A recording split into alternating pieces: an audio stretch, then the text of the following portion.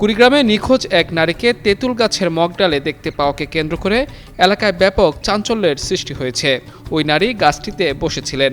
পরে ফায়ার সার্ভিসের সদস্যরা তাকে উদ্ধার করতে গেলে সে হঠাৎ গাছ থেকে পাশের পুকুরে লাফিয়ে পড়েন। বুধবার সদর উপজেলার গোড়ায় আনন্দবাজার এলাকায় এ ঘটনা ঘটে। উদ্ধার হওয়া ওই নারীর নাম সাজেদা বেগম। তিনি ওই এলাকার বাসিন্দা মোহাম্মদ আবু সাইদের স্ত্রী। স্থানীয়রা জানায়, বুধবার সকাল থেকে সাজেদা বেগমকে খুঁজে পাওয়া যাচ্ছিল না। পরিবারের সদস্যরা ও এলাকাবাসী বিভিন্ন স্থানে তাকে খোঁজাখুঁজি করেন। এক পর্যায়ে বাড়ির পাশের একটি বড় তেঁতুল গাছের মগডালে তাকে দেখতে পান স্থানীয়রা। এ সময় তাকে গাছের উপর বসে ও শুয়ে থাকতে দেখা যায়। খবর পেয়ে কুড়িগ্রাম ফায়ার সার্ভিস ও সিভিল ডিফেন্সের একটি দল ঘটনাস্থলে পৌঁছে উদ্ধার কার্যক্রম শুরু করে। এ বিষয়ে কুড়িগ্রাম ফায়ার সার্ভিসের উপসহকারী পরিচালক এনামুল হক জানান, ঘটনাস্থলে গিয়ে ওই নারীকে পুকুর পাড়ের একটি তেঁতুল গাছের মগডালে অবস্থান করতে দেখা যায়। তবে পরিবারের আপত্তির কারণে তাৎক্ষণিকভাবে উদ্ধার কার্যক্রমে কিছুটা বিঘ্ন ঘটে।